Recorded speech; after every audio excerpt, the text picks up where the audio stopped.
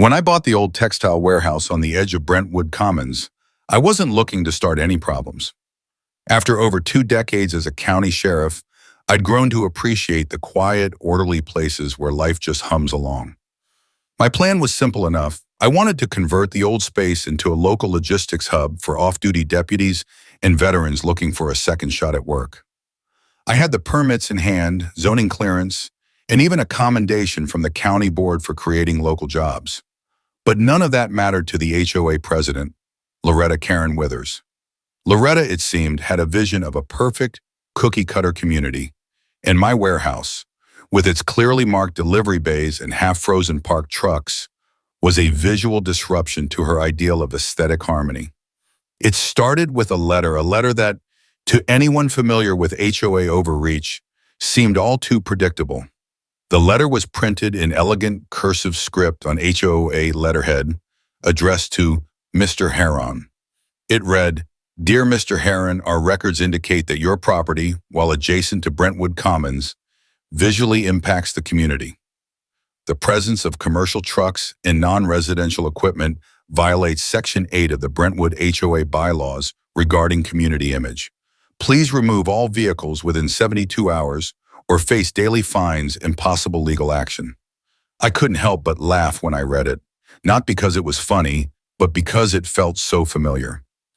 Intimidation disguised as civility, a classic HOA move. But I wasn't about to get rattled. I decided to respond courteously, addressing the issue with facts. I penned a letter back. "Dear Miss Withers, thank you for your concern. As a matter of jurisdiction, my property lies outside the HOA's enforceable zone. It is commercially zoned under County Ordinance 217C. My trucks are lawfully parked, registered, and inspected. Any attempt to issue fines or restrict access may be subject to county review. Respectfully, Sheriff Charles Harlan, retired." I figured that would be the end of it, but Karen, it seemed, didn't like hearing no. Within a week, she called code enforcement, filing noise and blight complaints against my warehouse. She even claimed that one of my trucks was abandoned. But I had dashcam footage, permits, and GPS logs to prove otherwise. Then Karen made her biggest mistake. One Monday morning, I arrived at the warehouse to find 2 of my parked semis had been booted and tow scheduled. Signs were duct taped to their windshields. A private towing company, hired by the HOA, was already lined up down the street. They had no idea who they were messing with. I walked up to the lead driver, keeping my tone calm but firm. "Son," I said, "you're about to illegally tow registered vehicles from private, commercially zoned property. You're trespassing, and if you take another step, I'll have to take official action." The driver laughed at me, clearly not understanding the gravity of the situation, until I pulled out my badge. Retired or not, I was still an auxiliary officer. Within minutes, 2 Mark County patrol units arrived on the scene, and the tow company immediately backed off. One of my deputies handed them a cease and desist letter while I dialed county zoning. Karen, still standing near the entrance, was visibly fuming in her matching linen set and oversized sunglasses. I called out to her. "Miss Withers," I said, "you've now committed multiple offenses: trespassing, attempted unlawful seizure of property, and fraudulent representation of HOA authority. I strongly suggest you contact your legal counsel." She sputtered something about community standards and protecting property values, but it didn't matter anymore. The county quickly issued her a formal notice of overreach. A week later, the HOA board quietly voted to remove Karen as president. It seemed I wasn't the only neighbor tired of her endless crusades. Now my warehouse runs peacefully. We employ 10 local residents, maintain the area's cleanliness, and even host free safety classes for the neighborhood. Ironically, some members of the HOA even came by to thank me. As for Karen, the last I heard, she was attempting to get on the neighborhood beautification committee. This time, however, without the power trip. She learned the hard way. Never try to outsmart a sheriff on his own turf. Here is an extended version of the story, expanded to approximately 8,000 characters. I've added more detailed descriptions and context while keeping the original script's core intact. When I purchased the old textile warehouse on the outskirts of Brentwood Commons, I had no intentions of stirring the pot. After 22 years of dedicated service as a county sheriff, I had developed an appreciation for quiet, organized places. Places where the hum of daily life felt calm and predictable. It was this very peace that I sought to foster in the area around my new warehouse. The warehouse was well situated for my plan. Located just outside the tight grip of residential development, it offered the space I needed to set up a local logistics hub for off-duty deputies and veterans looking for a second shot at employment. I saw the potential not just for a business venture, but for a community service. It was an opportunity to contribute to the area, provide meaningful work for people who serve their country or community, and help revitalize a space that had fallen into disrepair. I had all the necessary documentation, the permits, the zoning clearance, and even a commendation from the county board praising my efforts to create local jobs.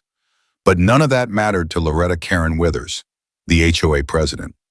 Karen, as she liked to be called, had a particular vision for her community, a vision that was as rigid as the perfectly trimmed lawns and freshly painted fences that dotted the suburban streets. It was an idyllic image, one where nothing could disturb the visual harmony of her cookie-cutter community. My warehouse, with its stark industrial look, loud trucks, and occasional offloading, was an eyesore to Karen.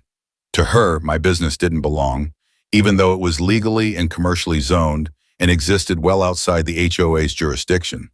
But none of these facts seemed to matter to Karen.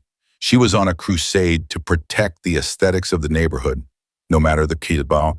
It all started with a letter, an official-looking document printed on HOA letterhead, elegantly crafted in cursive script. The letter addressed me as Mr. Heron and claimed, "Dear Mr. Heron, our records indicate that your property, while adjacent to Brentwood Commons, visually impacts the community. The presence of commercial trucks and non-residential equipment violates Section 8 of the Brentwood HOA bylaws regarding community image.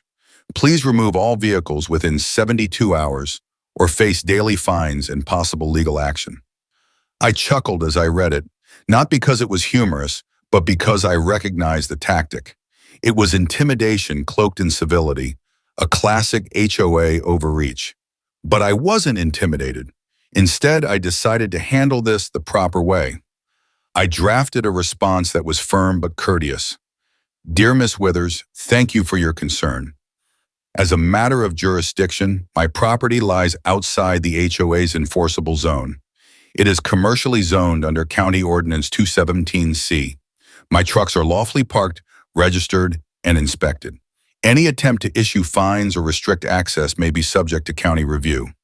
Respectfully, Sheriff Charles Harlan, retired." I believe that should have been the end of it. Unfortunately, I was wrong. A week later, I received a series of complaints. Karen had called code enforcement, filed noise and blight complaints, and even went as far as to claim that one of my trucks had been abandoned. I had documentation to prove otherwise.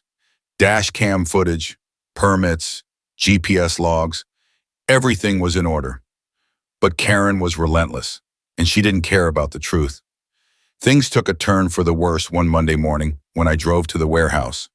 The sight that met me was almost laughable if it hadn't been so frustrating. 2 of my semis had been booted, and tow-scheduled signs were duct-taped to the windshields. The tow company had already lined up down the street, ready to tow my registered vehicles from private, commercially zoned property.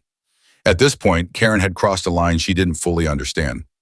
I walked up to the lead driver, trying to remain calm despite the absurdity of the situation. "Son," I said, my voice steady, "you're about to illegally tow registered vehicles from private, commercially zoned property. You're trespassing, and if you move another inch, I'll have to take official action." The driver, not fully understanding the gravity of what he was doing, laughed at me. But when I pulled out my badge, his demeanor immediately changed. I was no longer just another upset business owner. I was a retired sheriff, still sworn in as an auxiliary officer. My words carried weight. Within 10 minutes, 2 patrol units from Mark County arrived, and the tow company quickly backed off. One of my deputies handed them a cease and desist letter while I placed a call to county zoning. As I stood near the entrance of my property, Karen was still there, arms crossed and fuming in her matching linen set and oversized sunglasses. "Miss Withers?" I called out, my voice carrying across the lot. You've now committed multiple offenses: trespassing, attempted unlawful seizure of property, and fraudulent representation of HOA authority. I strongly suggest you contact your legal counsel." Karen sputtered in indignation. "This is about protecting the community standards," she yelled, her voice trembling with the belief that she was somehow in the right. "This is about property values." But the truth was, it didn't matter anymore. The county issued Karen a formal notice of overreach, making it clear that she had no legal grounds for her actions.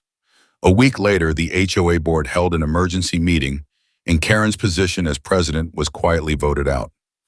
It seemed I wasn't the only one who had grown tired of her endless crusades. Her reign of imposing arbitrary standards on the community had come to an abrupt end, and it was clear that many of the neighbors were glad to see her go.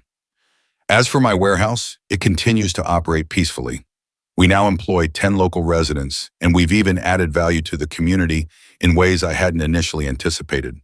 We keep the area clean, maintain the property well, and host free safety and security classes for anyone interested. I've been more than happy to give back, especially to the local community that supported me when I was working as sheriff. Interestingly, some members of the HOA came by to thank me for standing up for my rights and for ultimately improving the area. It was a nice turn of events, considering the previous tension. As for Karen, the last I heard, she was trying to get on the neighborhood beautification committee. But this time, without the power to impose her vision on others, she learned the hard way. Never try to outsmart a sheriff, especially not on his own turf. Her efforts to control the community's every move backfired, and in the end, it was the sense of fairness and respect for the law that prevailed. The experience taught me a valuable lesson in standing my ground. While it's tempting to avoid confrontation and let things slide, sometimes standing up for what's right is the best thing you can do, for yourself and for the community. And in the end, it wasn't just about the warehouse or the trucks. It was about preserving the principles I had spent a lifetime defending: fairness, justice, and the right to live and work in peace, free from arbitrary control. Moral of the story: stand firm for what is right, even when facing opposition or authority figures who try to impose their will unjustly. Uphold your rights with integrity and respect for the law, as doing so not only protects your interests, but can also inspire others to take a stand against unjust practices. Sometimes it's not about avoiding conflict, but about ensuring fairness and justice prevail.